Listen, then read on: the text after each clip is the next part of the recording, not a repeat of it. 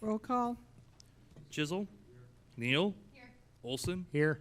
Luce. Here. Zittergruen. Here. Hadley. Johnson. Here. Is there anybody who wishes to speak to the council on anything other than what's on the agenda? Seeing and hearing none. Consent agenda. Item A, minutes of the August 1, 2022 regular meeting.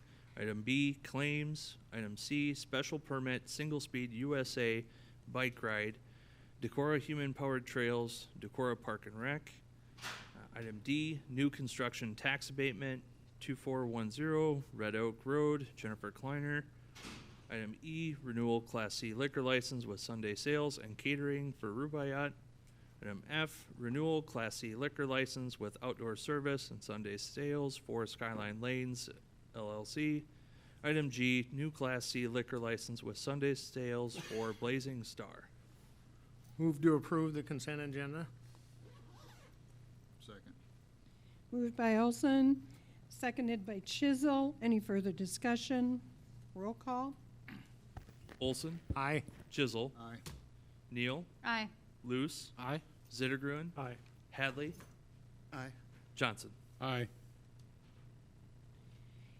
Conduct a public hearing on the plans and specifications, form of contract, and taking bids for the Decorah 2022, Decorah 2022 Pleasant Avenue improvement projects. Can you give some background on that? Sure, so I'll give my background for this, which also bleeds over into item 6, or some of it. So if the council remembers at the July 18th meeting, we rejected the bids for the Pleasant Avenue project because we bid it as a chip seal for the vast majority, thinking that was going to be a product numbers would come back lower.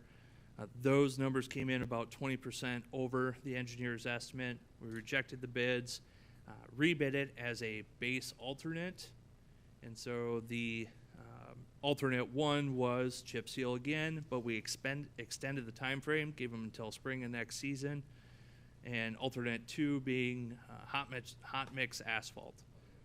Sorry, thank you. I should look at my notes as I'm giving this. And so the, yes, alternate 1, HMA, alternate 2, chip seal paving. Alternate 1 being hot mix asphalt came in below engineer's estimate, while the chip seal again came in 20% roughly above engineer's estimate. The difference between the two is only $8,590.75. Okay, I'll open the public hearing. Is there anybody who wishes to speak at this public hearing? Hearing and seeing none, I'll close the public hearing. Discussion? So to I'll piggyback. go on to the next one. Yeah. Consider a resolution approving the plans, specifications, form of contract, and awarding the Decorah 2022 Pleasant Avenue Improvement Project. Hadley will make a motion to accept alternate 1 bid for the Pleasant Avenue Improvement Project. Second. Motion made by Hadley, seconded by Zittergruen. Discussion? Quick question, Jeremy. How much longer does that hot mix asphalt last than the chip paving? Ballpark figure. Obviously, we don't know for sure, but. Yeah, good question. I mean, in general, chip sealing is every 2 to 3 years. Hot mix asphalt, 10 to 15. Okay, so it's quite a bit Yeah, it is. difference. Yep. Yeah, okay. And you rebuilt the road, and we've already redone the road bed, so. Right. Any further discussion? Roll call. Hadley. Aye. Zittergruen. Aye. Neal. Aye. Olson. Aye. Luce. Aye. Johnson. Aye. Chisel. Aye. Okay, conduct public hearing on amending sections 17.16.135, 17.68.030, 17.80030 related to fence requirements. I'm going to give a little background on that. Sure. Again, this will blend over into item 8. For this ordinance, proposed changes include adding a definition of a decorative fence and decorative structure. Decorative structure really to assist with clarification, and fence, to assist with clarification of these items permitted in the right-of-way. Living fence was also added as a definition so that under our current ordinance, a living fence, so if I plant a row of hedges, shrubs in a row to create a fence-like structure, that's actually supposed to be permitted through the city and is required to abide by all fence requirements.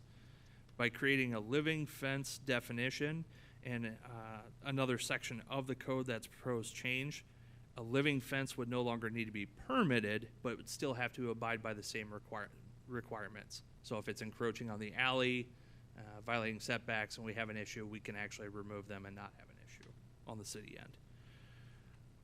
Setback also added for fences adjacent to alleys at 5 feet. Currently it's at 4, 0 right now. That's right. Currently 0. They could be right on the alley right away, which is very narrow. But an accessory structure has setback requirements, and so the fence actually is lining up now with the accessory structure. Also added was language treating an alley as a street intersection so that we still maintain line of sight, and require fences not exceed 4 feet for a minimum of 10 feet from the intersection, again, maintaining that line of sight for vehicles coming out of the alley. Let's see. Rest of proposed changes are cleaning up language and creating a table, but do keep the existing requirements. Diagrams included in the packet to help illustrate a couple different examples in there. P&Z has reviewed this ordinance and does recommend approval. Okay, is there anybody who wishes to speak to this item? Seeing and hearing none, I'll close the public hearing. Consider an ordinance in amending sections as listed, I have to read them all, related to fence requirements, and this is the first reading. I move for approval of the first reading. Second? Motion made by Chisel, seconded by Olson. Any discussion? I've got a couple questions. What was the P&Z vote? Was it unanimously recommended? Do you happen This to know? one was unanimous, yeah. Thanks. Do we have any parking setbacks from the entrance to alleys? Like, can you park right at the, Chief, this is a question for you, I guess. Can you park right at the edge of an alley? Does that question make sense? Yeah, I think that depends when they, and the reason I bring it up is I just noticed the difference on where the alleyway sits for the construction project we did at our house. Initially it sat like here. When Jeremy came over and showed me where it's supposed to be, it's like this. So I gotta imagine that's that way with most alleyways in Decorah. We don't want people parking right up to the edge of it because we want a clear line of sight, same as we do with all intersections in town. So I can't give you a specific on what that number is, but So ideally, it'd be marked as no parking, but we're not necessarily there quite yet. Is that? it's not marked as no parking, though. There's no yellow areas next to Sure. it. All right, I was just curious if we're establishing line of sight for fences, you know, when it seems I see cars parking kind of in that line of sight at a much higher height than 4 feet off the ground. It just seemed to me to be an incongruity or something to think about in terms of maybe past this, but then also look at our alleyway entrances in terms of parking. I don't know. That's just a question I had. Okay, any further comments?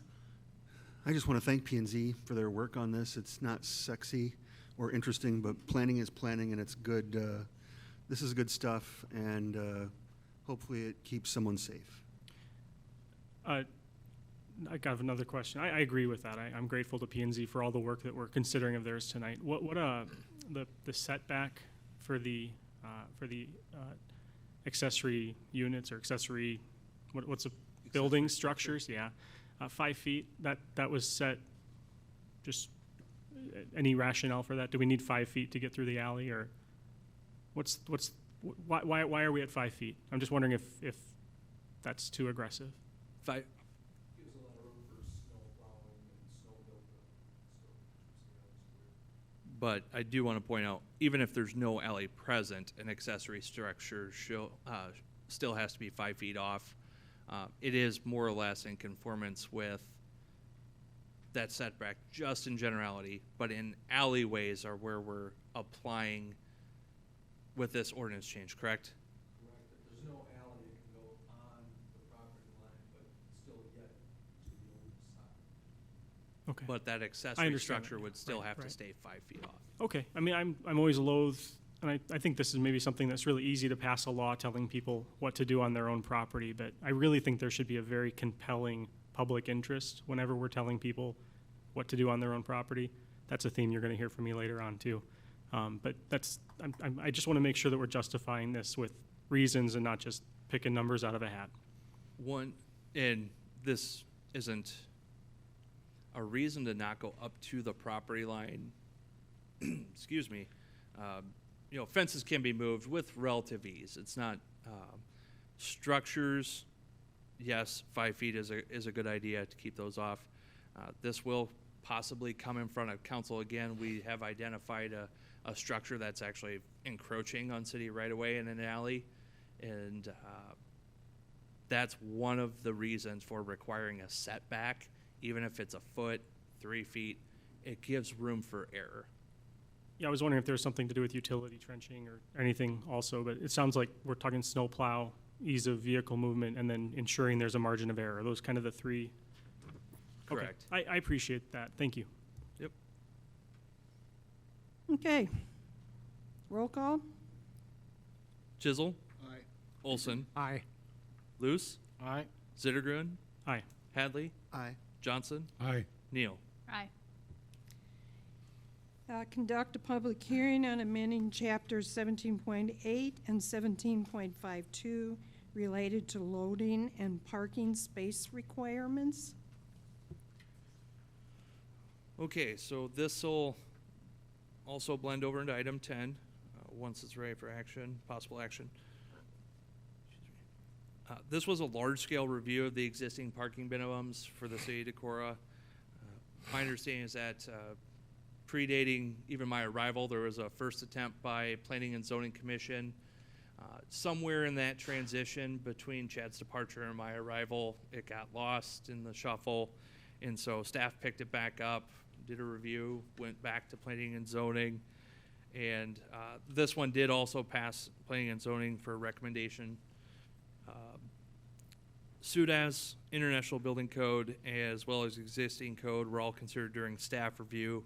Typically, the lesser of those three were selected for the parking minimum. It was typically SUDAS, that was the minimum. This also adds language that would meet ADA requirements and refer to SUDAS for design criteria for parking lots and stalls. Anything else I missed on this one, Jeremy or Greg? So are you trying to say that this is like the lowest we can go as far as minimum requirement for parking? This is about as low as we can get? Not saying that. Okay. We're saying we consulted those three, Right. SUDAS, because the lowest you can go is 0 minimums, like the C3 district. Okay. But between SUDAS, International Building Code, and our existing code, typically the lowest of the three was selected. Okay. What was our, Okay, we haven't, Oh, I haven't opened the public Sorry. hearing yet. Oh, That's okay. okay. Okay, I open the public hearing. Is there anyone who wishes to speak to this item? I'll close the public hearing. Now I can do the discussion. Actually, Do we need a motion? If you want to read item 10, then we could. sure. Consider an ordinance amending chapter 17.08 and 17.52 related to loading and parking space requirements. This is the first reading. so just for clarification, in the C3 district, there never was a parking minimum, correct? At least recent history. Yeah, even in the old code, in the C3 district, there was never a minimum parking requirement. So we're not really changing anything in the C3 district. We're keeping it the same.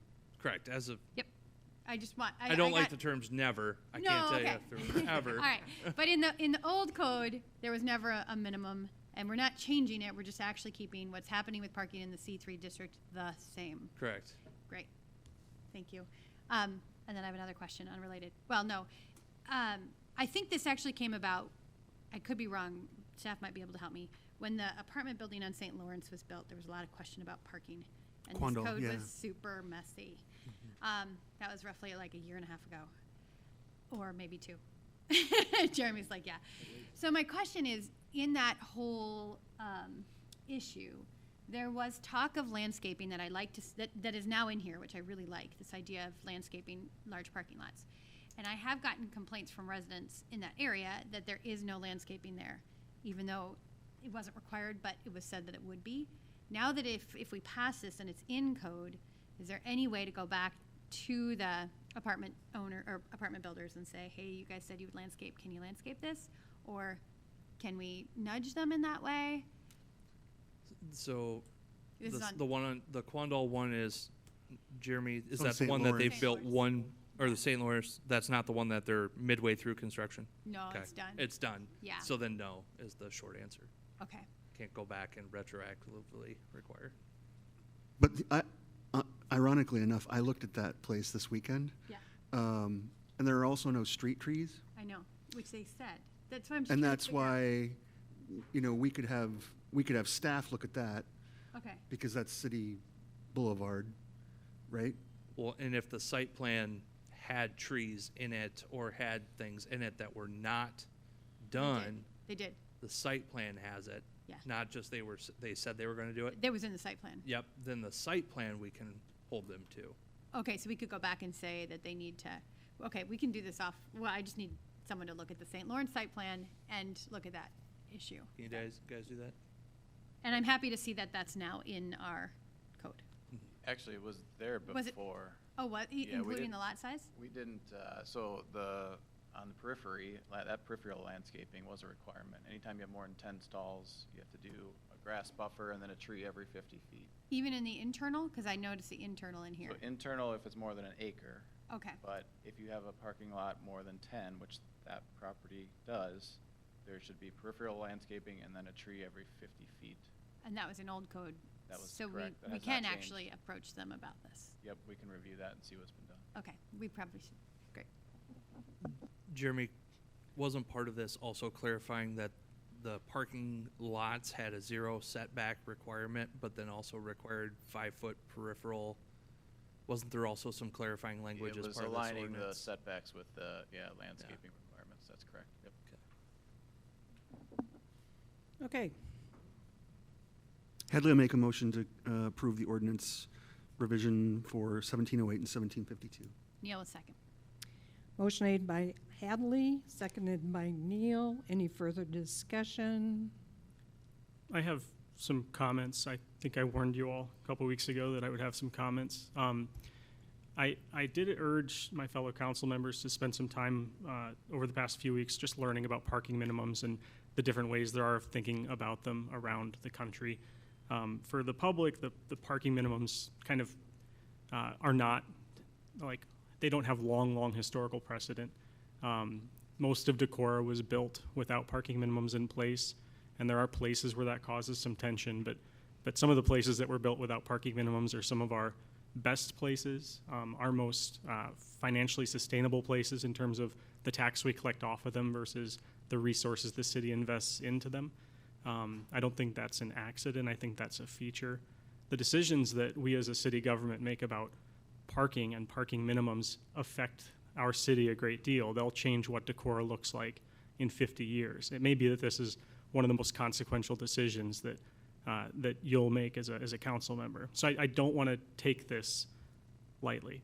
It's a very significant land use choice that we're making, and once we make it, there's going to be a lot of inertia kind of keeping this particular decision in place.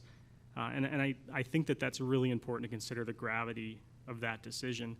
In particular, my criticism of the way that parking minimums are often planned in many places in the country is they're based on studies that are done in places that provide pretty much unlimited free parking, and they look at their max demand. So they look at their second or third busiest day of the year. They look at how full the parking lot is at its fullest, and they say, we better make sure that we can accommodate that. But that's maybe appropriate for a very car-dependent, let's say a suburb outside of Tacoma, Washington, which is one of the places these studies were done. But is that equally appropriate for a place like the Landing or the Old Armory Barbecue or another business that's just getting started? The parking minimums we're talking about outside of the C3 district are requiring that restaurants have about 5 times as much space for parking as they have for the people who use the restaurant.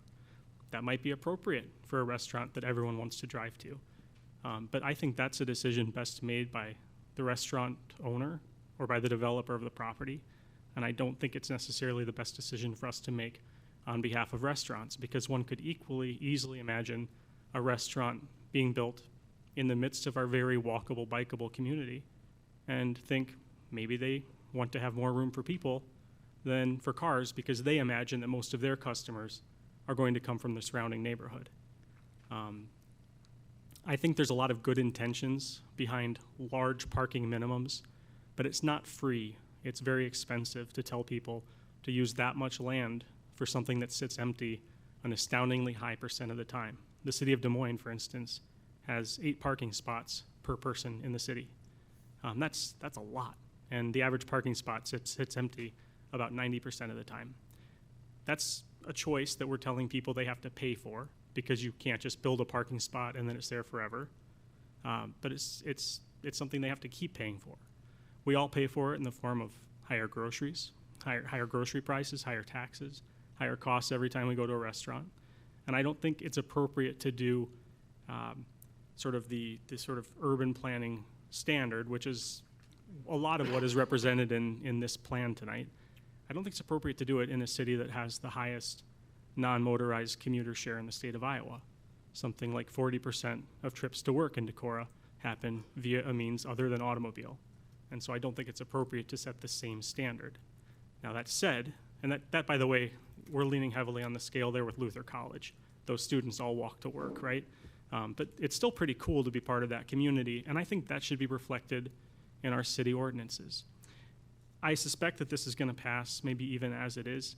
If it does, I encourage the council to continue to learn about this issue. I encourage our staff to do the same, and I encourage our Planning and Zoning Commission to do the same, because I would like to see us take another bite of this apple.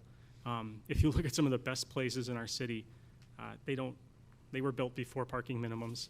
And yes, sometimes it's tight, sometimes, people store a car on our streets, but we have wide streets for that. What we don't have is lots of new land, and I'm scared about forever consigning new development to this very parking intensive plan. Thanks. Thank you. Can you give an example of one where you think that design is working, and 2, what you think you would want to change in this plan? One of my questions is that would that be related to the position we're talking about now, or is that future discussion as far as what you're working with? Yeah, no, that's a good question, Mayor, a good distinction. Insofar as this plan does represent a slight improvement in terms of parking, I think that it's worth considering approving. I actually have other questions about the loading zone or loading requirement, but Emily, I'm not sure what you meant by your first question, where it's working now. Well, you said that there are good examples in Decorah where there are no parking minimums and it's working quite well.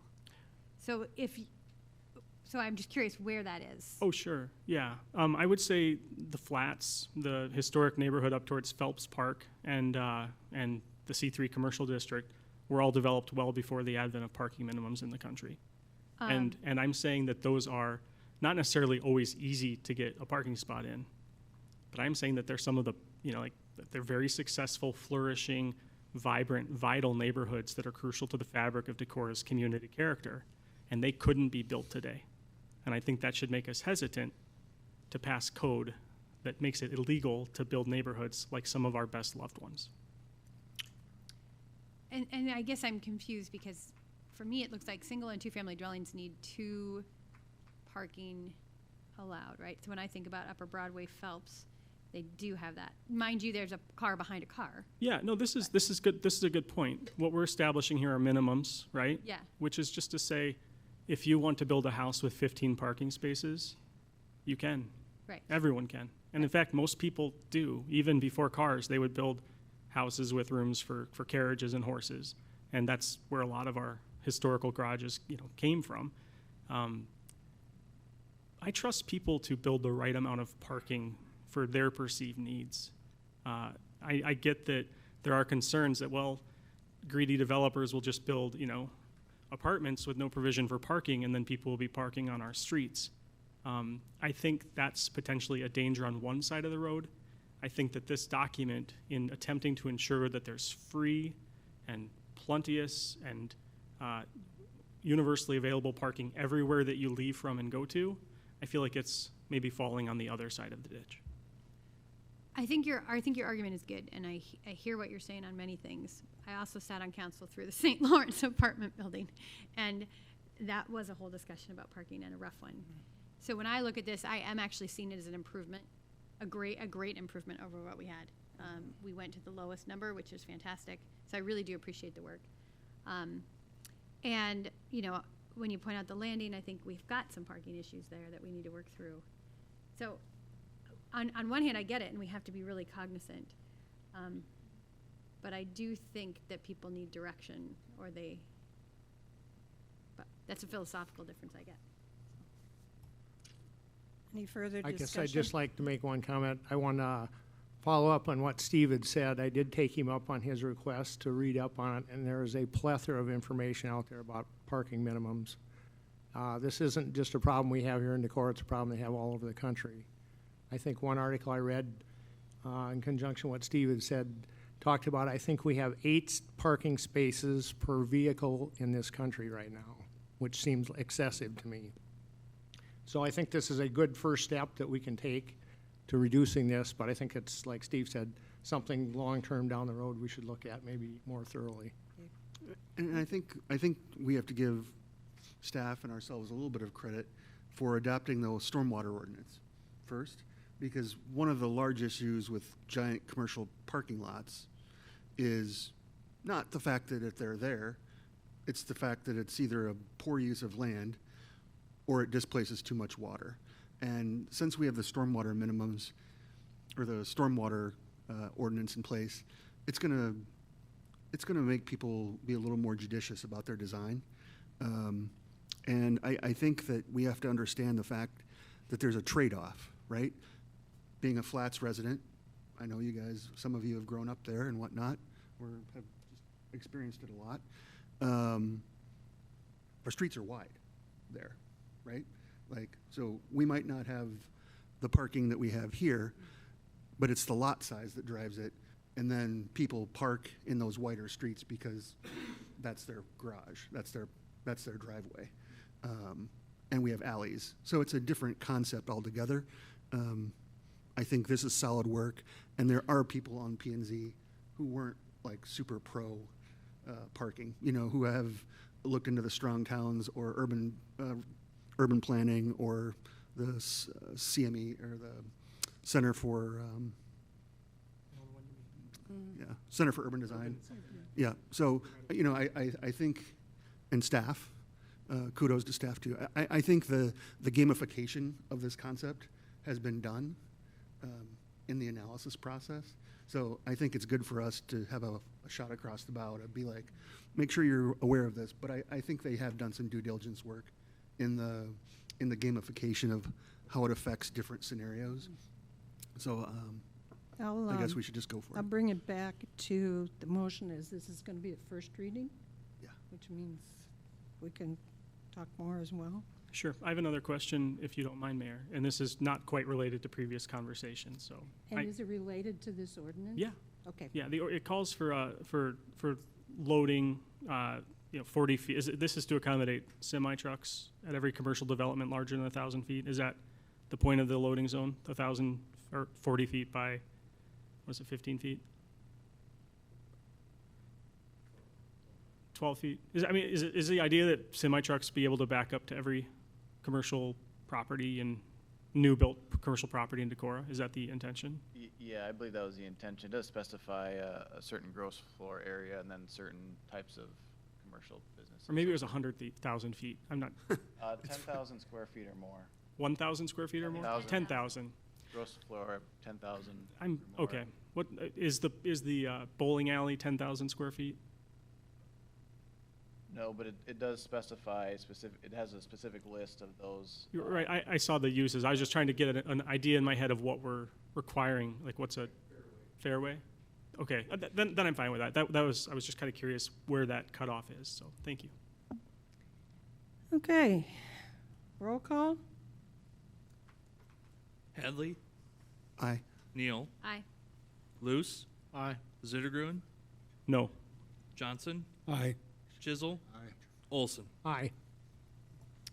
Okay, that's the first reading. We'll have the second reading at the next meeting. Consider an ordinance repealing Ordinance 1037, providing for the division of taxes levied taxable property in the Decorah Business Park Airport Urban Renewal Area. This is the second reading. So this is the step in eliminating and terminating, the second step in terminating that 2001 urban renewal area as part of the establishment of the new 2022 Business Park Urban Renewal Area. Move for approval.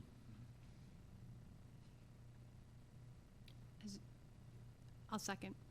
Moved by Chisel, seconded by Neal. Any discussion? Heard anything on this from anybody? What's that? Heard anything about what we're doing on this from anybody? I have not. Okay, roll call? Chisel, Aye. Neal, Aye. Zittergruen, Aye. Hadley, Aye. Johnson, Aye. Olson, Aye. Luce. Aye. Motion carried. Consider a resolution setting a date for a public hearing for amending sections 8.44.030, 8.44.040, and 8.44.050 related to yard waste disposal. Did you have something to, now that I read through the whole Staff sentence? just gotten them, public hearings, let's settle these public hearings. This one doesn't require a public hearing, so, in lieu of sending out a new amended agenda, didn't want to get any kind of issues on item number. This can be skipped, but I will take this time just to let everyone know, coming up the next council meeting is an ordinance to amend our yard waste, yard waste chapter. Yeah, yard waste disposal, because with our new leaf vac, our ordinance currently says you are to put your leaves in the street, in the gutter line. No more. Now that we've got the vac, stay behind the curb, up in the boulevard. So that's what this ordinance is going to do, is come in and change that requirement. So Did you don't happen to have an ordinance number on that one? no, Okay, that's fine. we establish all Well, those you'll once they're be- approved. Yeah, gotcha. And there are exceptional circumstances for that can get approval, correct? Yep, one of the Okay. draft changes Yep. in there. If you appeal to the street Right, superintendent, yep. you can get that changed. Okay. Consider a resolution setting the date for the public hearing for the Decorah 2022 PC patching project. So this one we do need to set a public hearing. Borderline, dollar amount, it's pretty close to that edge, so we want to err on the side of caution, set a public hearing before we can award any kind of contract for concrete. PC is concrete patching. This is about, what are you at? North of 100,000 at this point, right? Hadley will make a motion for a September 6th public hearing. Neil, second. Motion made by Hadley, seconded by Neal. Further discussion? Roll call? Hadley, Aye. Neal, Aye. Johnson, Aye. Chisel, Aye. Olson, Aye. Luce, Aye. Zittergruen. Aye. Motion carried. Consider requesting for matching funds for a USDA Community Composting Program grant. And background on that one? Yeah, so this kind of came up staff found this relatively not that long ago, so we don't have, unfortunately, a lot of lead time. We weren't able to take it to Sustainability Commission, but did have a conversation with a number of the members of Sustainability Commission, a number of other partners within the community that have been working towards some kind of community composting program. And Jeremy came across a USDA grant that is a 75-25 grant. A project up to $90,000 would result in a match of $22,500. There's 3 prongs to this application. One would be on the residential side to buy those composting bins that was a county conservation, I believe, just did a launch. They sold like 250 of them. So one component would be to buy more of those bins to either give or sell at an extremely reduced rate for residential use. Second component, our current yard waste site, we can handle up to 4,000 pounds a week, correct? 4,000 pounds a week without having to be permitted through the DNR for food waste. And so we want to work with some of our larger partners, whether it's the school, grocery stores, Luther, on their food waste. We can then take that to the yard waste site and actually add it to our current, just grass clippings, leaves, stump grindings, and create a higher quality compost. However, the third component of this application is to create that higher quality compost. We either need additional equipment of something to turn the windrows over, because right now it's just a passive process. We do windrows, let it do its thing, let it bake, turn it once in a while. We can either buy forced aeration or an actual piece of equipment to turn the rows on a regular basis. Those would be the 3 components of the grant application. I think that it's noted that sustainability hasn't talked about it, but it's also listed in the sustainability plan under W4. That is correct. And I talked, And it was Well, only because they hadn't met. yeah, I talked to Jim about this quite a bit, and I think we want to be cognizant of not having this be our norm, where sustainability doesn't look at something and then it comes here. But we recognize it's something that is clearly brought by staff that meets the plan, that is about leveraging funds. This seems like a really good match in this direction. And so Jim, as head of the Sustainability Commission, felt like this was probably a fine thing to do. Well, there was a time, I think it says it closes on September 1st. Yes, and Correct. that's the, Didn't sustainability do a study with that too, trying to get volunteer people to do this stuff in their homes and things like that? yeah, they had looked into composting projects, and they had a Luther student doing some research. I mean, that's I think why sustainability is like, this makes sense. We're okay not meeting about And it. Decorah generates 8,000 pounds a day in organic waste. So if we can divert some of this from the landfill and keep the carbon costs down by keeping it in town and making our compost break down faster, because we have a lot of yard waste now, and we can get help through USDA.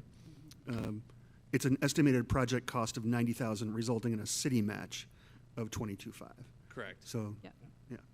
So actually doing composting as opposed to just shredding things? Correct. And starting that process, I find exciting. I find the misnomer of calling what we do composting somewhat atrocious, because we don't. We just shred things. So I go to yard waste, I get leaf mulch. That's what we have there. A lot of people call it compost. So actually starting a composting process to be able to utilize, to regenerate our soils and our urban gardens, I think is exciting. Did you make that a motion? We are looking for, you are looking for a vote, correct? Correct. I'll This make- would be to obligate. I'll make a motion that we can use, that we, how do I want to say this? Use matching funds for the USD Community Composting Program grant. Luce with the second. Motion made by Neal, seconded by Luce. Any further discussion? Seeing none, roll call. Neal, Aye. Luce, Aye. Johnson, Aye. Chisel, Olson, Aye. Zittergruen, Aye. Hadley. Aye. Motion carried. Consider approval of the Walmart color palette. Okay, so back in 2001, as part of the agreement with Walmart's construction out there at their current location, color schemes were part of that requirement. And so they were required to have earth tones, and green and tan is what our Walmart is currently. Walmart is requesting to update their colors to the current marketing schemes of gray, light gray, dark gray, blue. And similar requests were made 2016, 2018, were denied. Planning and Zoning has reviewed this request and recommends approval. What was the vote out of that? 5-2.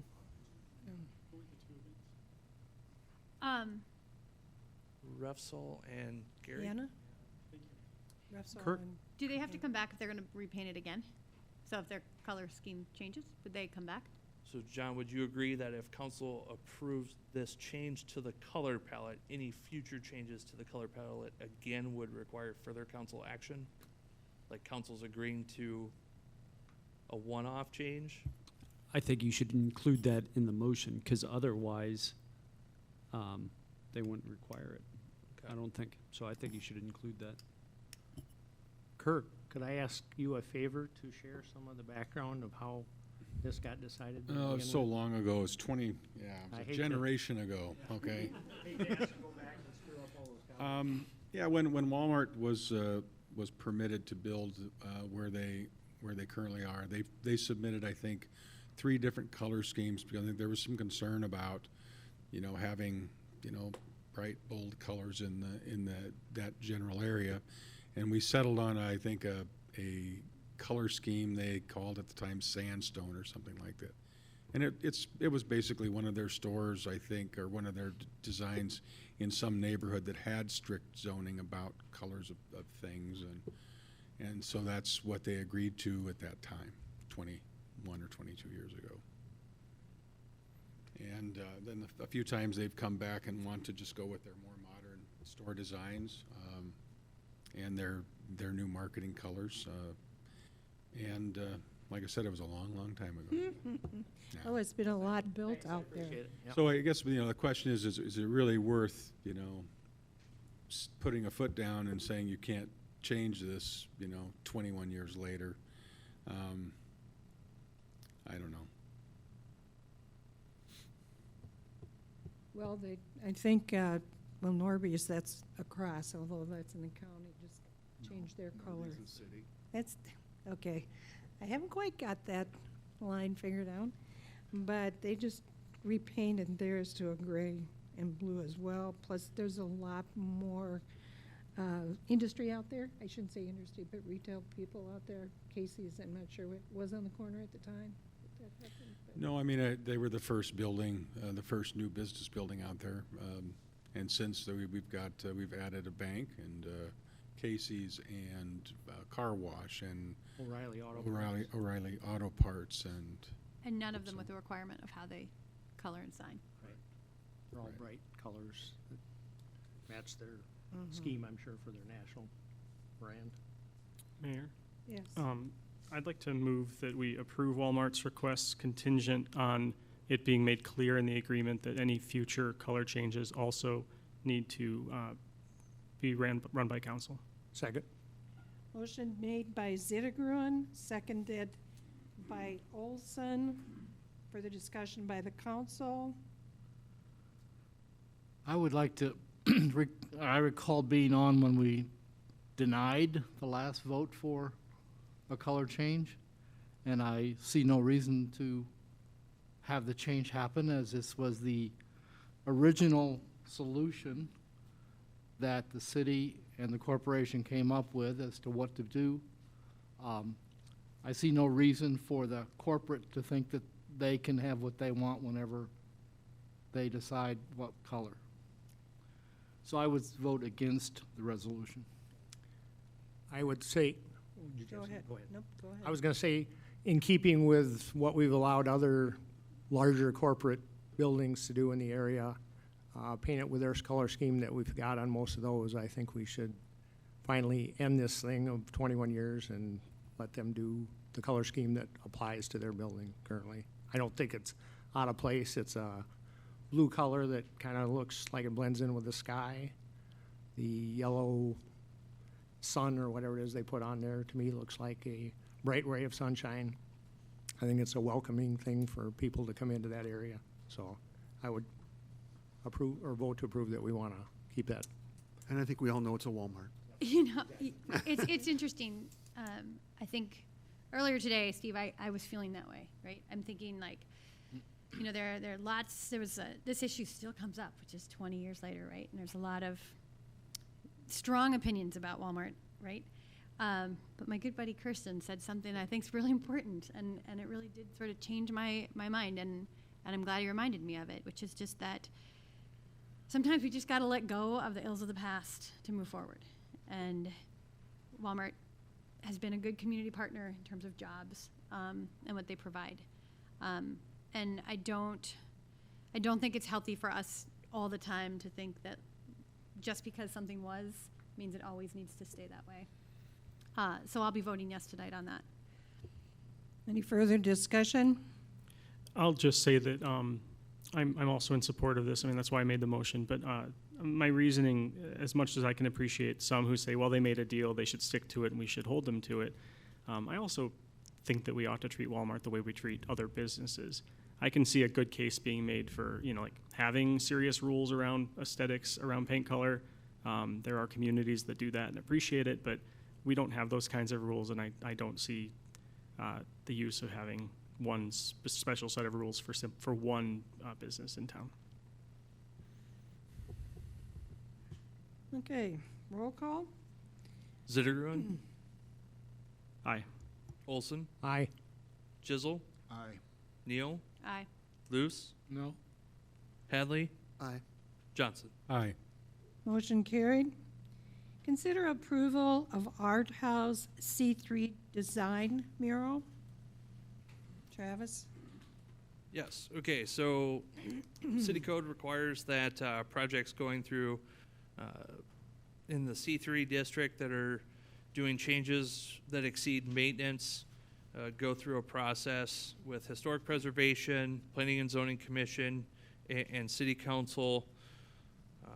Historic Preservation, Zoning Commission have both reviewed the design and recommended approval. P&Z did recommend approval using a licensed contractor, correct? Wasn't that a caveat on theirs? Right, for the painting portion, to use a licensed contractor.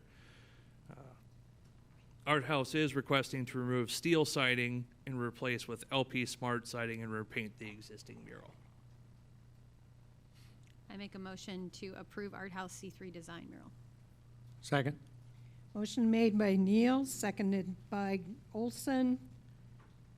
Further discussion? Travis, have you been contacted by Art House in the past week or so regarding them pricing things out and thinking about changing their plan with regard to material? I have. Okay. They reached out and said they weren't sure now.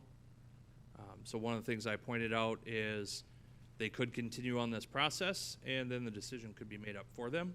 So if council voted no, then the decision's kind of made up for you. But they didn't indicate, they just said they were unsure. Thank you. Yep. Go ahead. Oh, no, I have a question. If we approve this tonight and we approve, essentially we're approving the painting of the mural, we don't have to approve their type of siding, do we?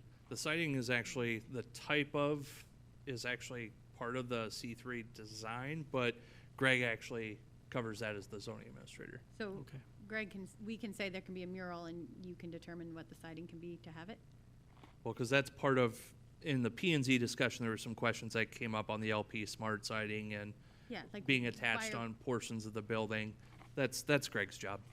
Okay. But our job is to say that they can have a mural. Correct, because within the design C3 design standards, murals are specifically listed. Great. Even if it's repainting the existing, they are taking off the current surface, putting a new surface on, and then we'll be repainting the entire thing. Great. Okay. Okay. Roll call? Neal, Aye. Olson, Aye. Luce, Aye. Zittergruen, Aye. Hadley, Aye. Johnson, Aye. Chisel. Motion carried.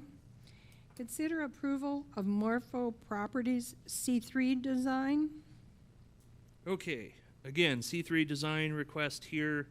Morpho Properties is 130 West Water Street, former Amundsen building. Same process, historic preservation, planning and zoning. They're looking to replace several existing windows, install some new windows on the rear and east side of the building. Project also remove the existing canopy structure and replace the transom window, or replace that with a transom window. Historic Preservation and Planning and Zoning Commission have reviewed the design and recommend approval. Move for approval? Second. Motion made by Chisel, seconded by Olson. Discuss- I'm sorry. Seconded by Luce. Any further discussion? Ross, what do you think? I'm going to not vote on this one. Okay. Okay. Do you have any thoughts on it? It's the right thing. Can You I know, ask, There's a fine line there between whether he's going to abstain and you have any thoughts, I think. Maybe we should just leave it at that. Okay. can I ask, is the current awning, is it conforming? I'm just curious. Do we have code about awnings sticking out over the public right away? I don't know that an easement exists for that location. Are you aware? So if you wanted to put an awning. Oh, that's right. But it's only allowed, how short is it? It's, I think, yeah, there's a Sometimes percentage. you run from awning to awning, don't we? Yeah. I'll have to check. Wish they There's a all- certain percentage that's allowed to stick out without an easement, Okay. but I mean, I'll miss the awning there. I always feel like it creates a nice enclosed community fabric when there's awnings, but I also appreciate that this business owner has different plans, and I'm sure it'll also be excellent, so I'm excited about it. Okay. Roll call? Chisel, Aye. Luce, Aye. Olson, Aye. Zittergruen, Aye.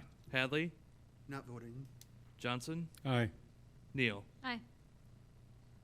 Motion carried. Issue requests for proposals on a 3-year audit. Travis? Yeah, so included in the Dropbox is a template RFP from the State of Iowa Auditor's Office.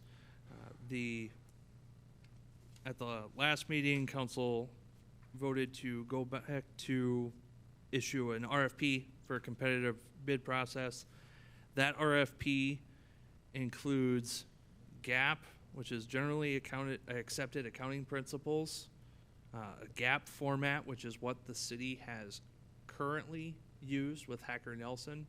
Stephen, you had asked the question about, are other auditing firms going to provide this level of information? I said most do not.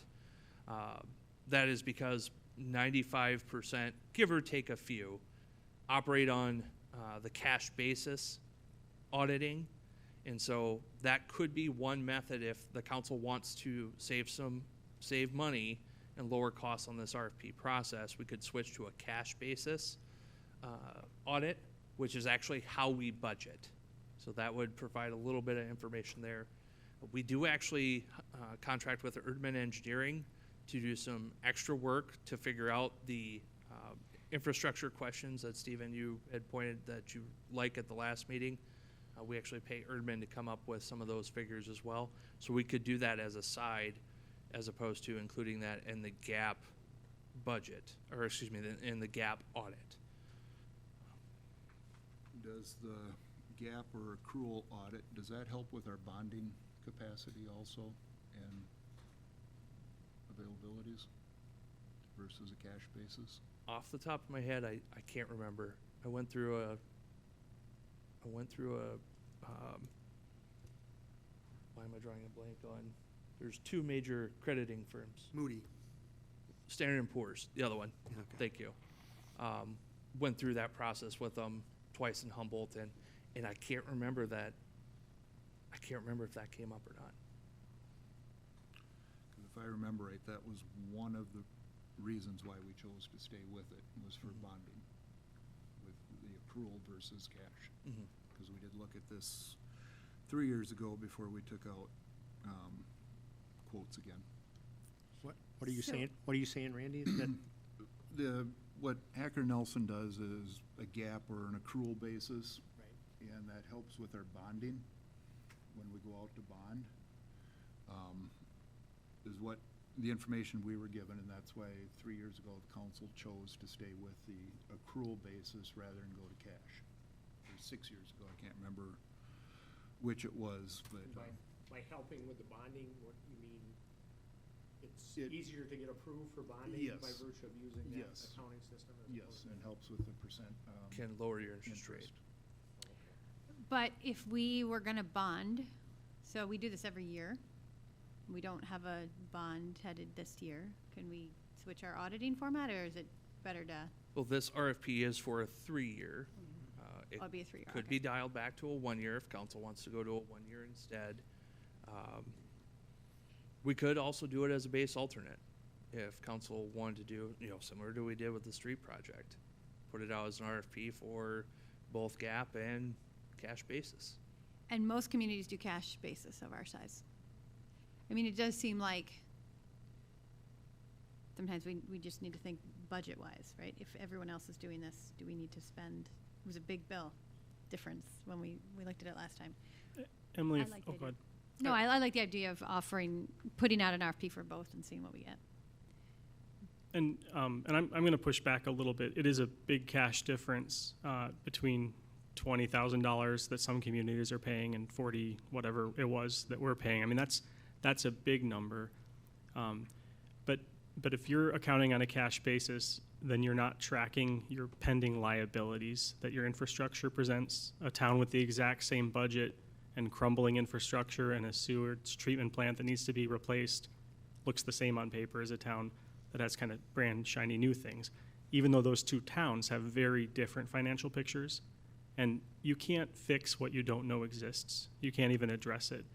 So I think it's important to think about that additional cost of a gap financing is making sure that we have an honest picture of our city's finances, which cash-based accounting I don't think provides us. In fact, it's easy to kind of look at, I've got a cousin who's not very good with money. I would say that, he does cash-based accounting. If he can float through the month, then ATM will spit it out. That's right. If or- there's and I think that to be a responsible city, we need to track what's happening with our infrastructure and know what liabilities we have on the books. And so that's why I'm strongly in favor of continuing with gap accounting methods. Isn't that what Erdman is doing for us, though?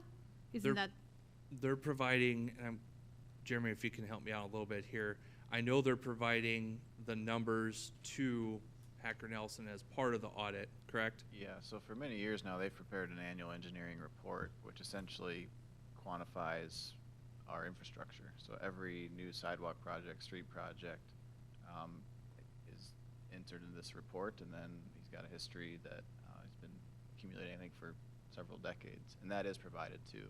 But that's an additional cost to us Correct. beyond what we're doing, getting paying for the And our audit. intent is to take that over internally gotcha. eventually. It's just been, that's where I wonder, right? I mean, That can seems we- duplicative, doesn't it? Yes, that's why I was thinking that we could do the cash basis, but Erdman we could still have that look at our assets. Or can we do an every other year, where every other year is a gap? I don't Well, know if that, And we also have the capital improvement plan. The capital improvement plan and the street plan allow us to have exposure to major upcoming expenses. So we're not running blind. Erdman is allowing us to be able to see the depreciation of assets.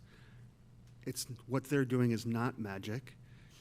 It's a spreadsheet, and they have a lot of institutional knowledge, but it could very well be that that's part of the reason that Hacker Nelson's bid is potentially higher, because we don't know the granular level of what the subset cost is. So I guess I would support maybe doing a dual bid, seeing what it comes in at, finding out from Erdman what our costs will be going forward for this institutional knowledge that's really ours, and, you know, and then making a judicious decision after we have options on our plate. And we have a lot of expertise in-house. I think all of our city managers have good ideas of their assets working with Jeremy. I mean, I feel like, you know, we still have good connection with Urban, so I guess I hear what you're saying. I don't want to lose that either. Right. I just wasn't think we would lose it by going to cash basis. We would just find a different way to get it. I'll just say one more thing, just that if one time in the next 10 years, we make a decision to not overbuild a road because we're continually made aware of how much infrastructure costs when it depreciates every year, it will save far more than we're talking about spending, in addition to making sure that we have kind of the best accounting we can. I would have to personally, s- go ahead. Thank you, I Steve. would have to say the department heads sitting at that table who know the situation of the departments they're running and keep track of them, I think gives more credence to us understanding our infrastructure than simply looking at a piece of paper and knowing if it's cash or if it's accrual. And I don't know that I see how gap versus cash is going to change our engineering outlook, right? Right. I hear you, but I don't see that accounting is going to make that option. What does kind of make me blink though is Randy's concept.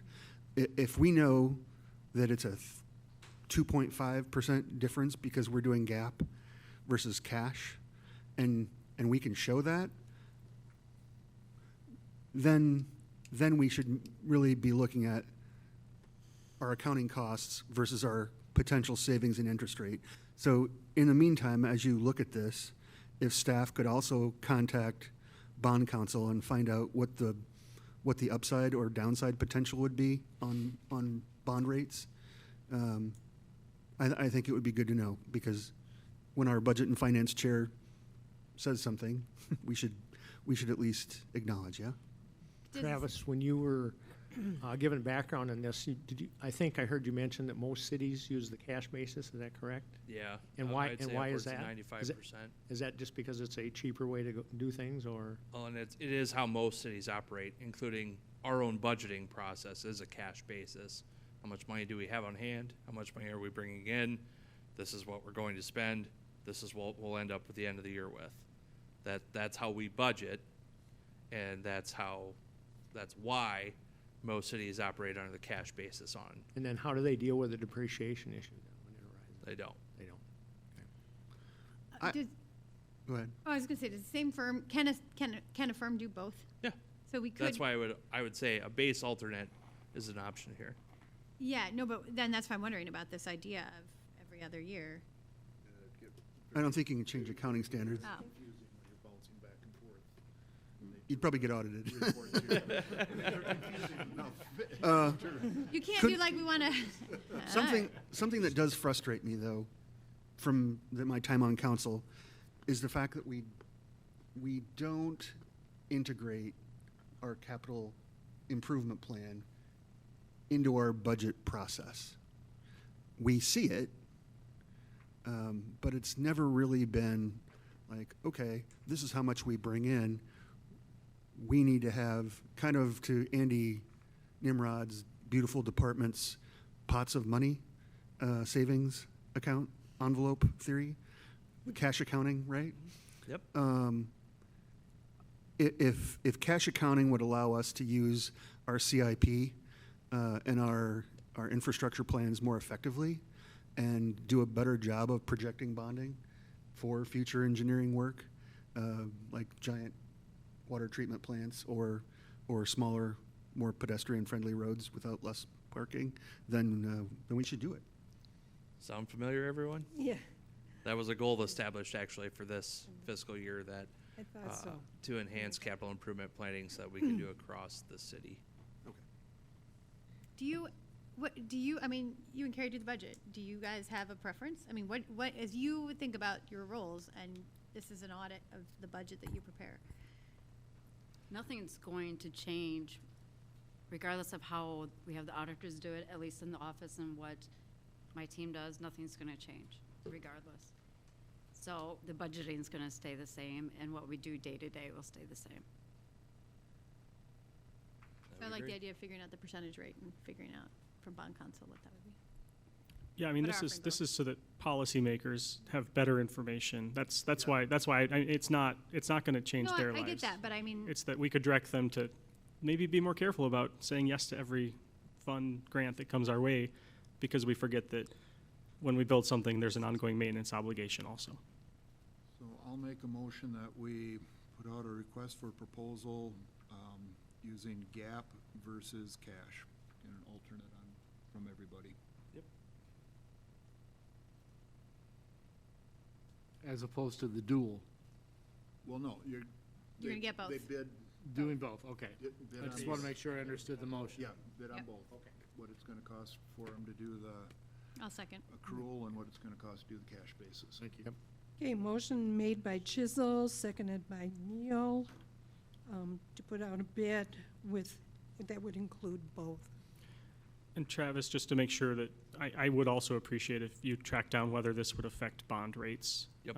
Okay, just making sure, thanks. Yeah. I will say on the surface, one singular item should not throw off the bond rating that terribly much, because there are a multitude of factors that go into that bond rating, even including the local economy, which we have no control over.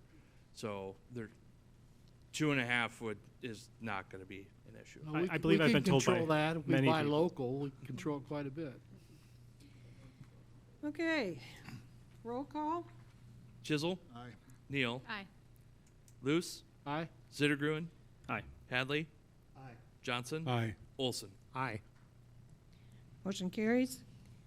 Discussion and possible action on the IEDA Destination Iowa Outdoor Recreation Fund. Well, this kind of plays into Stephen's comments about building something and then having to repay for it later down the road.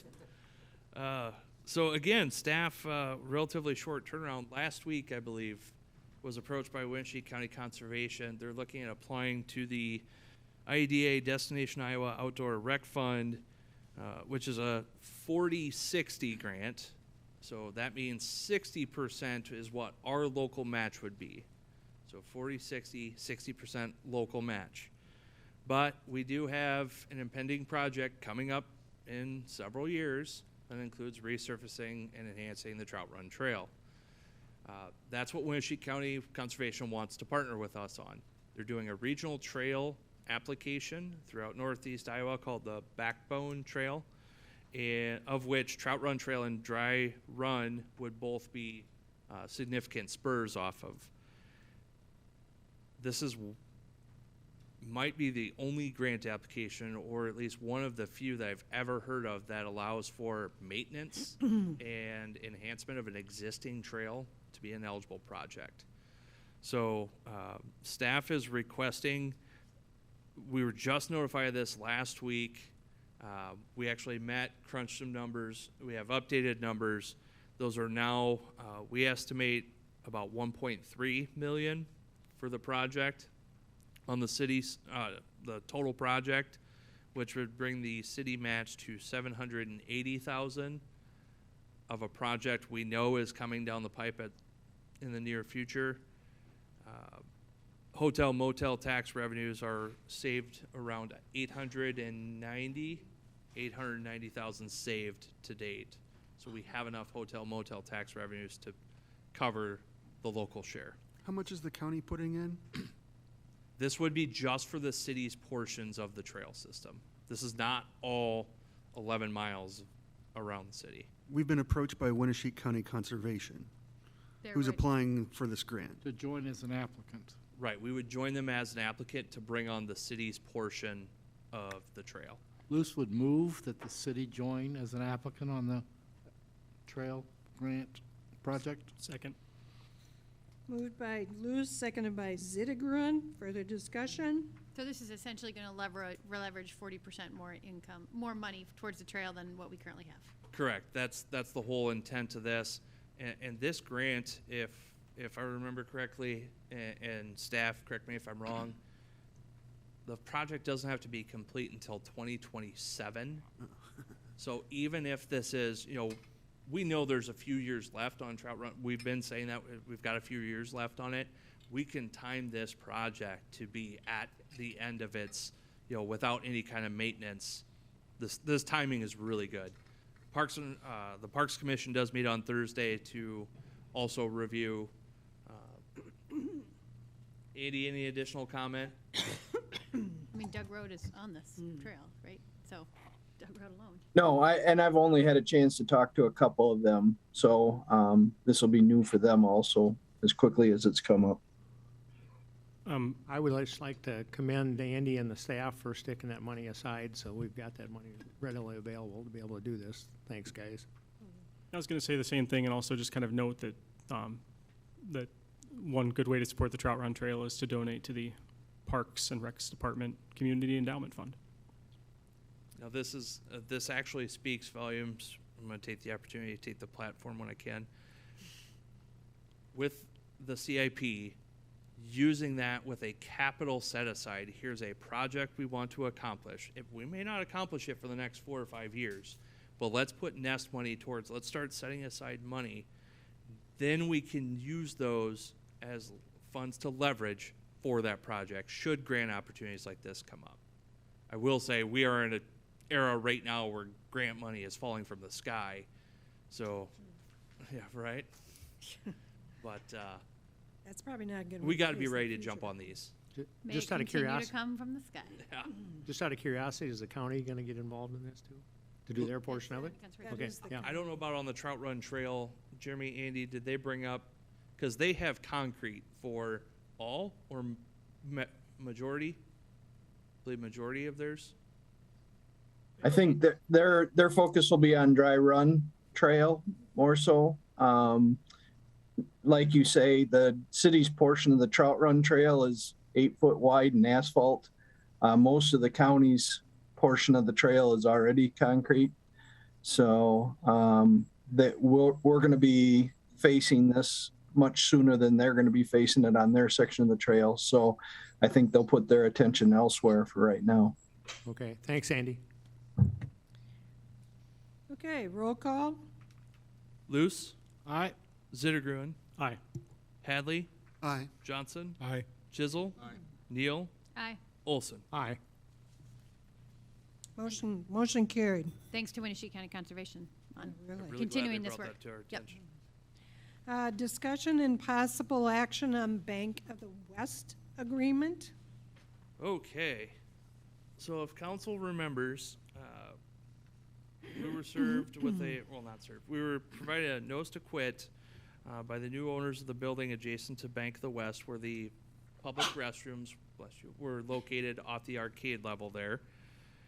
Way back when the original lease agreement was entered into for the 405 Hively Street location, that's the drive-through, back when it was Community First.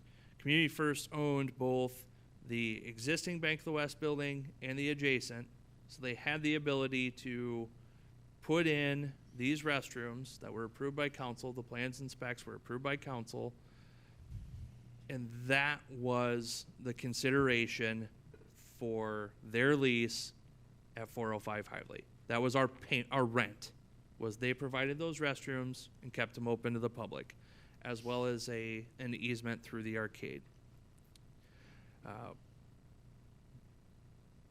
Let's see, fast forward to 2007, Bank of the West is now operating. The city amended that, both city and Bank of the West amended that to extend the contract through 2029.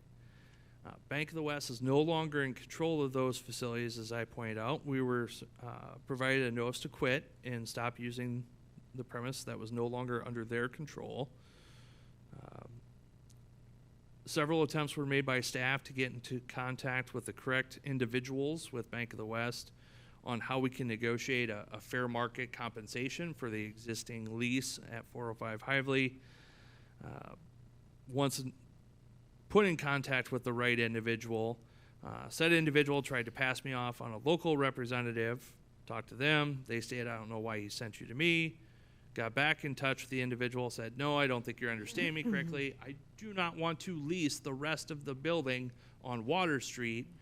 I need to talk to you about your lease at 405 Hively, and we need fair compensation now that the public restrooms are not being provided. The response at that time was the Bank of the West is offering, they have existing restrooms on the arcade level that are back off of that alley, adjacent to 2 other offices that are now no longer occupied. They do not meet ADA compliancy, and he said that Bank of the West is offering those restrooms in an attempt to do good on their part, and the city is actually holding up them from holding up their end of the lease. And as I stated in my reply to him, that the lease clearly states that the restrooms, that the plans and specifications as approved by the council are the consideration. If he would like to propose an alternative solution, I'd be happy to present that to council. And it's been radio silence. So that's where we're at today. So, I would love action on this one. me too. I have, Their attention. well, Is this something we should go into closed session on for? Why don't we tell Walmart they can't paint their building until they work this out with Bank of the West? I feel like their lawyers could get a phone call returned. Okay, we've got about 3 different options that sort of work together, but not. So did touch base with John on closed session discussion or not.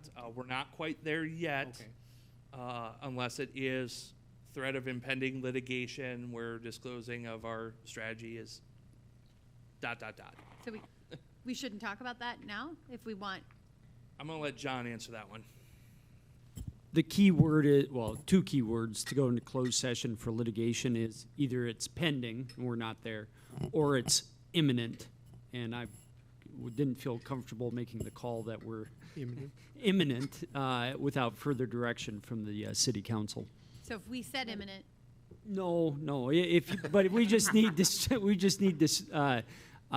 direction from you, and if you say, we need some action on this, in a general landlord-tenant dispute, if you reach an impasse, an option for the landlord is some type of notice to quit or eviction action, and there's a process involved, but,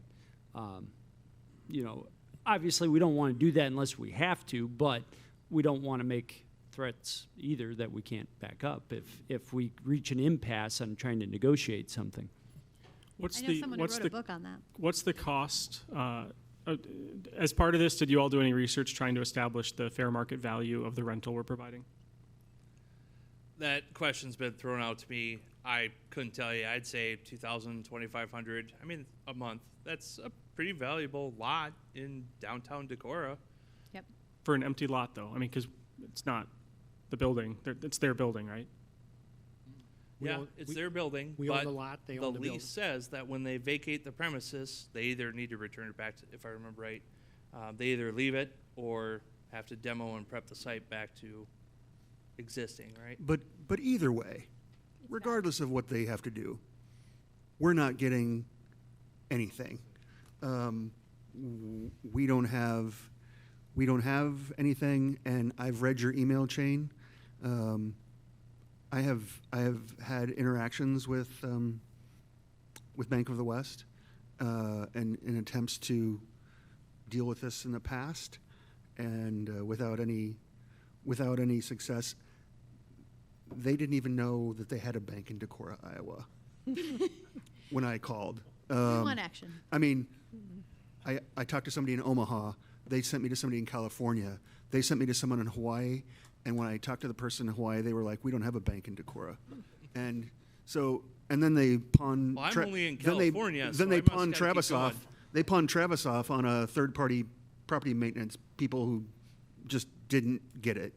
So, I feel that a notice to quit might be the appropriate action, because if nothing else, it will draw their attention to the issue That they own a building here. and that they own a building here. And if If they don't, and we put up barricades and people can't get to their cash and their customers start trying to call and figure out who they could speak to about why they can't get to the drive-through, it may be resolved quite quickly. But no action is not. What kind of terminology do you need for a motion to take it legal? John, I'm gonna have to lean on you on this one too. I think it'd be sufficient if we had a motion to move forward with enforcing the current terms of the lease, and if necessary, moving forward with litigation. Luce would we move forward on enforcing the current lease terms? Second.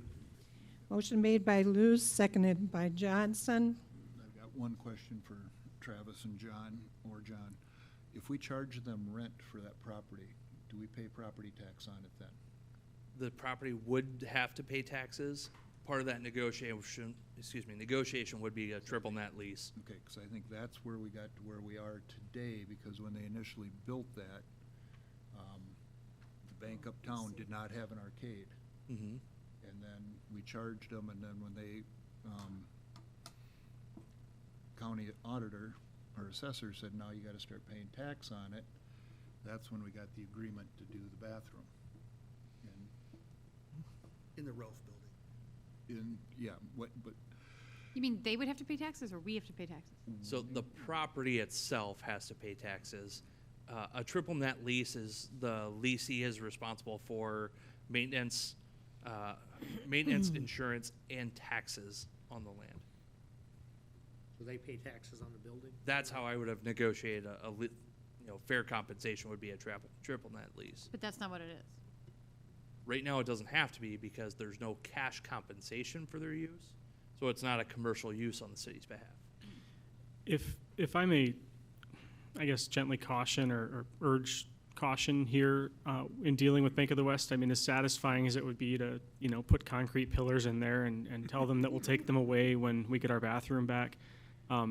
I think we have to be a little bit aware that this is probably not their most fiscally strong branch, and maybe if faced with that kind of moratorium, they might list both of their Decorah properties for sale.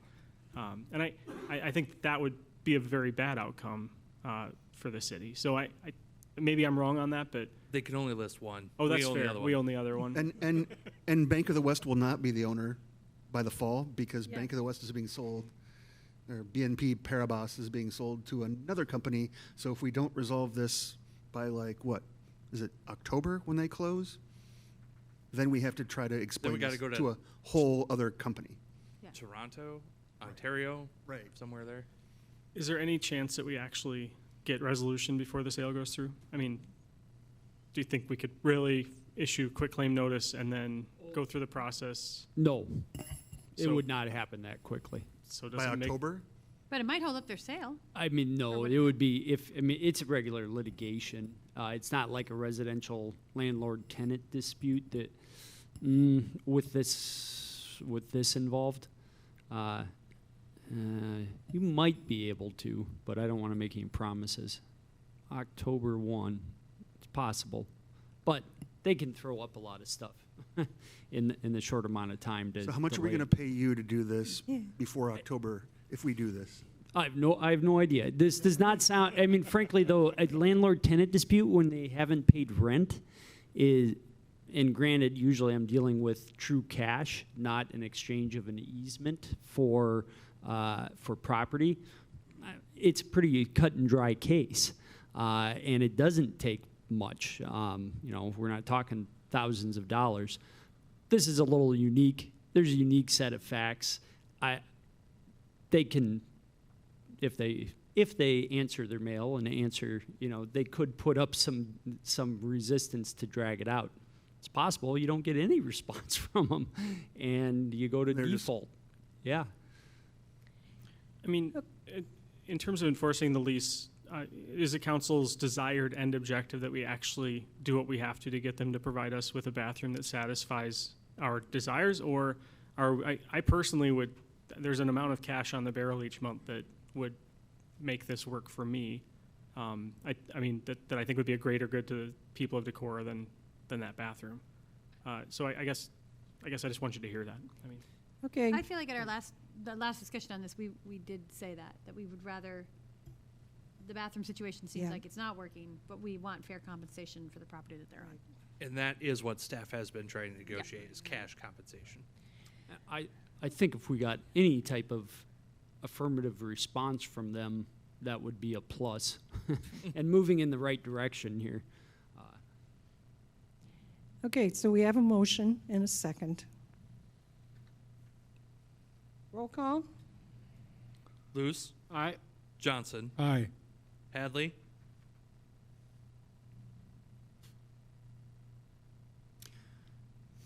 Aye. Jizzle, Aye. Neal, Aye. Olson, Aye. Zittergren.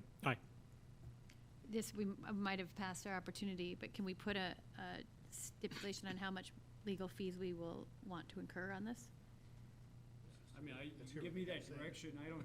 Okay. That doesn't have to be a motion. Well, let's just see if we can get them to respond and then we'll figure it out. Okay. I mean, just as a philosophy, I always say, keep your options open. And Yeah. I'm the first one to say, know what your bottom line is, and know what you're willing to do, but also know what you're willing to settle for, too. So. Okay. Discussion on proposed pilot to permanent intersection projects. Okay, so one particular intersection we really want to touch on today, but there are several other different options. Based on previous discussions that council have had, College Drive and Fifth Avenue, staff would like to enact what we call a pilot to permanent project and test out some improvements at that intersection to help address bicycle and pedestrian concerns. Pilot to permanent allows us to test those and use temporary traffic devices so that we can then observe for unanticipated problems before implementing a more permanent change. Fifth Avenue, Jeremy, do you have, I thought maybe you had it pulled up, but Jeremy's going to pull up just so everyone, we can talk through this. Fifth Avenue, as it's eastbound and ties into College Drive, it has a left and a right turn. And what we're proposing to do is take where it starts to taper to create the right turn lane. We want to set up a row of temporary curb line and delineators to provide some visual vertical separation, and eliminate the right turn lane and make it a single left or right or straight across if you're going into the strip mall type across the street. Again, the nice thing about this is it would allow us to observe, and if it goes south, if things don't work out well, we take the delineators out, the curb line out, and no harm, no foul. But what we believe this will do is it'll actually increase it sounds counterintuitive, but by bringing the pedestrians and bicyclists out further into the intersection to the north and west there, you now can see them instead of as they come and they're standing behind, they're approaching. You got the signage, the pole, you've got the levee system there, the guardrail off the bridge. This provides a longer distance for sightlines. Other things you want to point out, Jeremy? No. Just to point, the Fifth Avenue intersection has been a point of contention with constituents for years, and I don't know how many of us have almost been whacked there, either on foot or on a bike, and I know your kids walk there a lot. And the other intersection was part of our visioning plan, and we'd actually had this concept in the budget for a permanent structure, but we had some pushback. So this pilot to permanent is a good way to do things, to judge both public safety and engineering before we do things. and we already have the materials and the labor in place. So it's a no-brainer in my mind. Yeah, so I was joking, I did have more, but this is just an image, actually a screenshot from a marketing video, but this is essentially what we would be doing. These rubber curb, ours would be black with white reflectors and then white posts. But this gives you some visual about what we would be constructing. Yeah, they're just spaced out, and then the white reflector posts every 25 to 30 feet or so. Would you be painting new directional lines on the road too there, or is We that? talked about that. I know in that image it shows arrow Each left, way, right, straight. right. Well, that's no arrow accomplishes the same thing. So we'd probably do is actually block out the left turn arrow so that Okay. there's not confusion about only turning left. Maybe just block it out temporarily, and then we can always paint it back if necessary. No, I would say I walk, drive, or ride a bike through that intersection at least almost once a day, and it is a really bad intersection because everybody coming up there to turn right assumes they don't have to look to the right at all. They look left and that's it. So it's a bad intersection for safety-wise. Assuming that we'll make it clear that pedestrians should come out into the street then in the,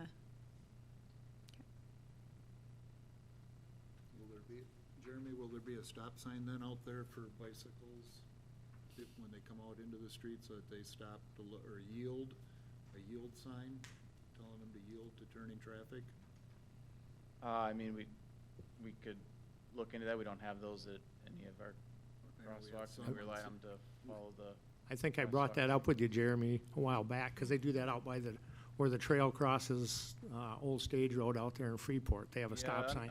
But the problem with that was, like you were saying, that it sends a mixed signal to people. If they see the walk sign to go And stop. and a stop sign, That's our they're not concern, unsure of yeah. what to do, which one to abide by. Or just a sign that says watch for turning traffic, because some people don't understand that people are turning left. on There Route is a sign that says that. There is one there. Okay. Well, Yep. Can we make it bigger so they can read it? But I have a comment and then two observations. The comment is that, last week, actually like 3 days ago, I was biking with my kids in this exact scenario, and a car turning from the bridge down 5th Street to the west seemed to be under the impression that we didn't have a right to the lane. Now, we were moving at the pace a child can ride a bicycle, a 6-year-old, so it's not like we were racing through and surprising them. A young man who just turned into us and then started laying on his horn the entire time we were crossing, just moving closer and closer to my children. And I actually stopped the car and had a nice discussion with him. But I do think that comment leads to a couple observations. I don't think engineering by committee is a good move, so I'm not going to sit here and try to problem solve this. But I do think that this is an obvious improvement, and we should definitely embrace it. But I wonder if this addresses all of the issues I'm seeing. And so I'd like to encourage you, Jeremy, to consider things like looking at whether we should permit rights on reds there. Just as a question, I'm not saying that we should or shouldn't. And also I'd like you to consider if there's a way of making it clearer to automotive traffic that that is a bike lane crossing and not merely a pedestrian crossing.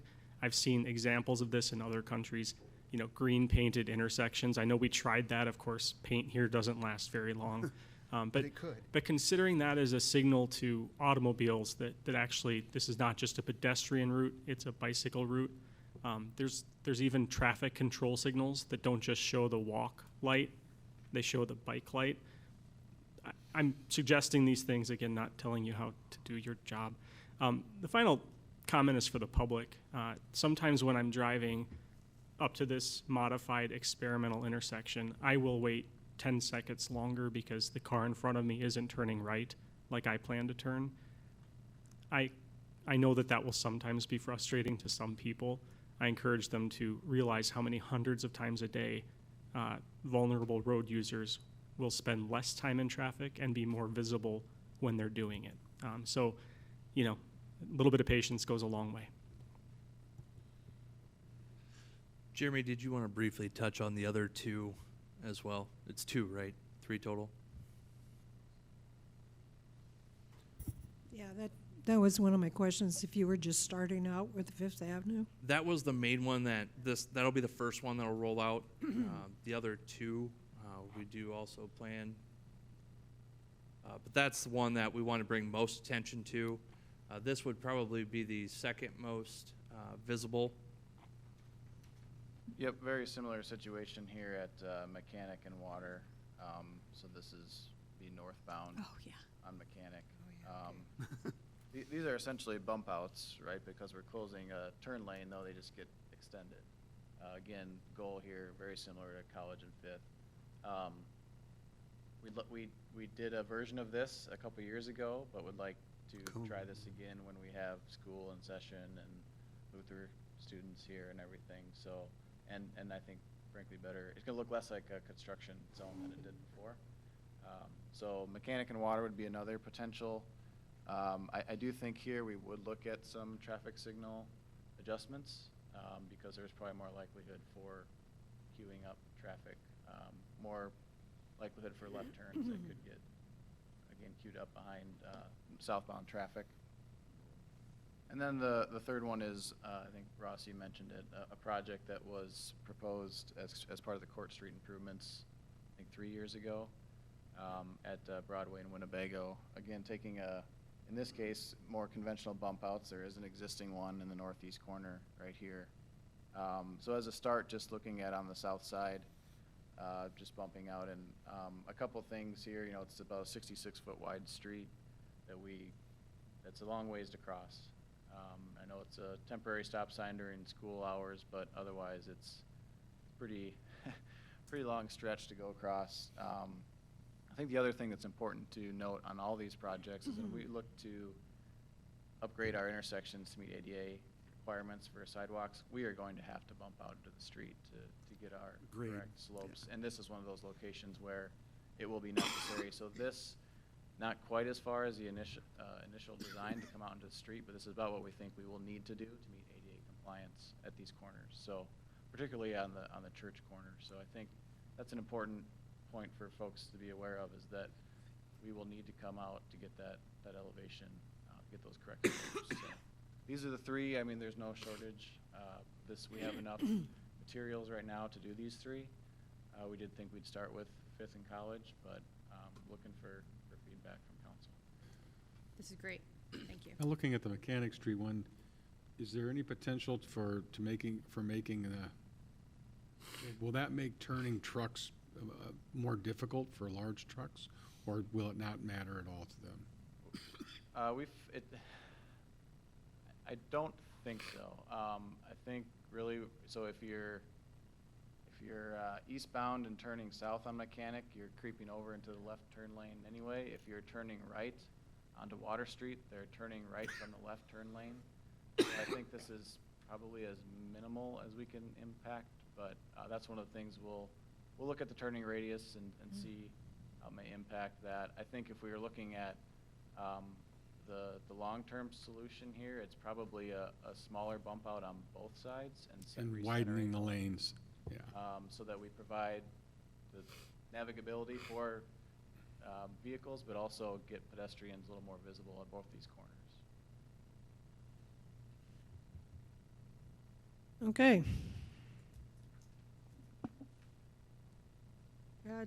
Tree board appointment, I'm happy to be able to bring to the council an appointment to the tree board in Tina Hall. Tina Hall was who we were replacing. And they moved and liked us so much, they turned right around and moved back again. So, so I'd like approval for Tina Hall to be appointed to the tree board. So moved. Second. Motion made by Chisel, seconded by Zittergruen. Any discussion? Welcome home, and thank you, Tina. Roll call? Chisel. Aye. Zittergruen. Aye. Johnson. Aye. Neal. Aye. Olson. Aye. Luce. All right. Hadley. Aye. Thanks. It'll be great having her back. Hey, city manager, department heads, and council reports. Okay, a couple updates here. One did touch base with Bolton and Mank on a couple things. Quickstar TIA, the draft should be here this week. Do have tentatively scheduled, and by tentatively, please plan on work session on the 29th. I have reached out to Quickstar representation. I believe council indicated wanted to do a work session before any kind of council action. be further considered. So again, the 29th, that's the last Monday of this month, work session. We'll have the quick start traffic impact analysis available. Also, North Alley area planning update.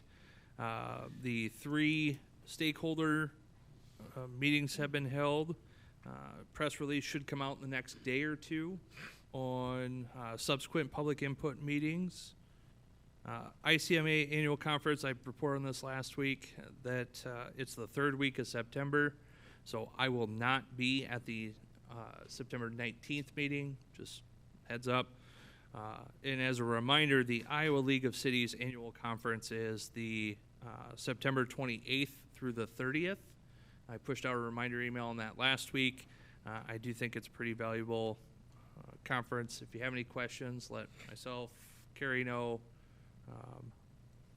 That's all I have. Can we make sure we see that traffic impact study before the 29th? Yeah. Okay. Once I get it, I'll push it all out, but Okay. just Nothing for me. Anything from over at the department heads? Don't all speak at once. Okay. one thing we should note, it's been covered a little bit, I think, but the keys now at City Hall, Oh, yeah. we're already out. People are not returning them, even though they have to check them out. We got a few more back in today, but Once we accept credit cards, we've also had residents tell other people, yeah, here's a copy, I already made 10 of them. Oh, geez. So we're having lots of issues with the key system. It's like scooters. You know, sometimes people want one bad apple ruins the whole game. Right. So we're still trying to figure out the best way to handle this with the key system and not have, our grinding costs jump up by, I would say, $10,000-$15,000 from previous years. So trying to get our heads wrapped around that. Is there any way to get more volunteer, like using RSVP or something, like just people at the site monitoring license plates, or no? Yes. We're having to pay a guy right now. I know, that's what I'm trying to figure out. Like, how do we not have to pay someone? Yeah. I Well, think you have to be careful that way. Okay. yeah, and that's our big struggle. Is it even took us? How long did we try and get somebody, Jeremy, to pay to be out there? 3 months, maybe. So that was a struggle in its own. Do other cities have this service? Yes, because if you have a burn ban, if I remember right, it's a state requirement. Do you remember, Jeremy? If you have if you don't allow burning in your Yeah, state code requires that the city provide some kind of yard waste disposal. Doesn't specify how long it's open or if it costs money. Some places we've done a little research, some charge Right. for just dropping it off. So it would be fair to say loud and clear that maybe could be picked up, that if people aren't being respectful of our yard waste facility, that then we could be more stringent with it. So return your keys and stop making copies.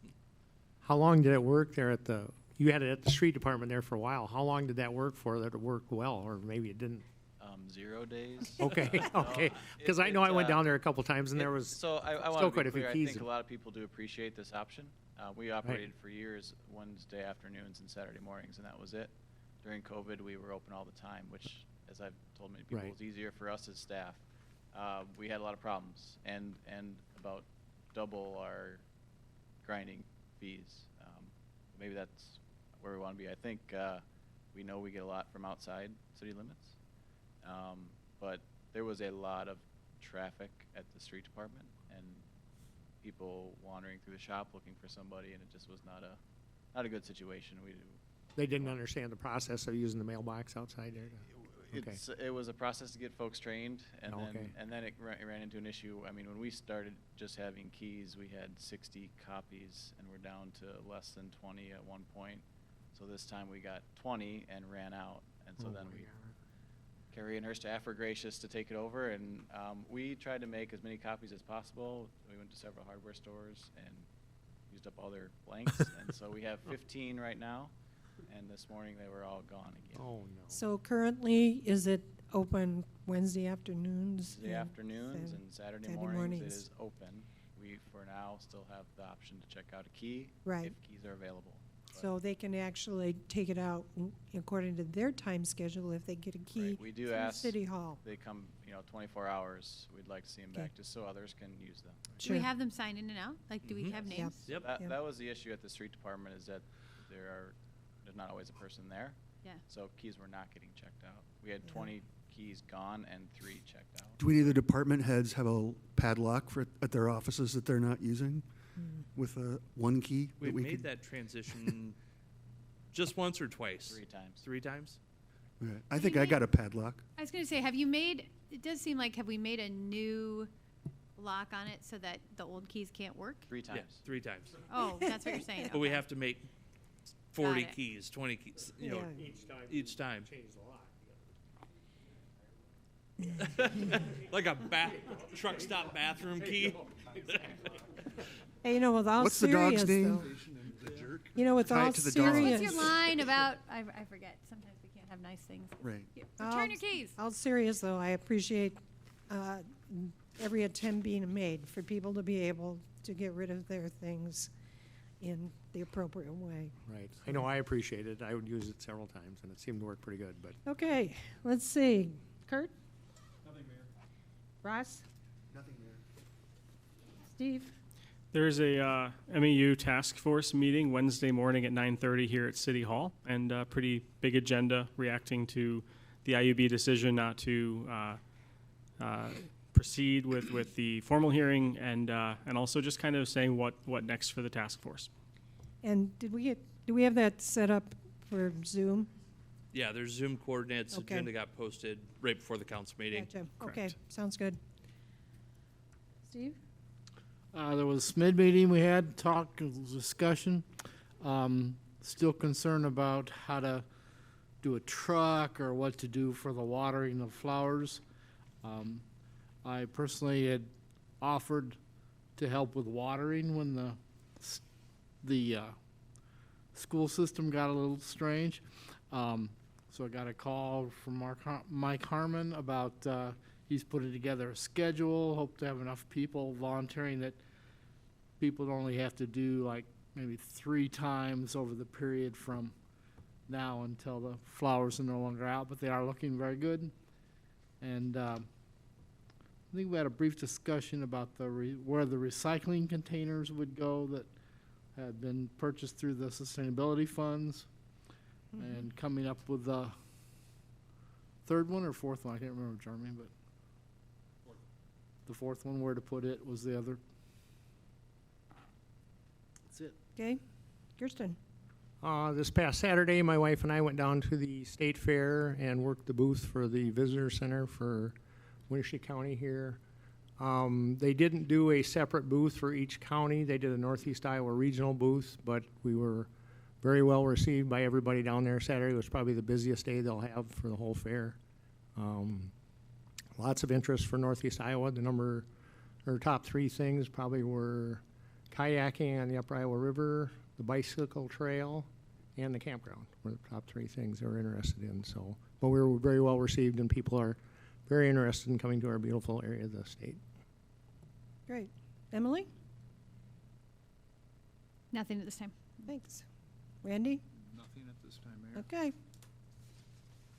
Motion to adjourn? So moved.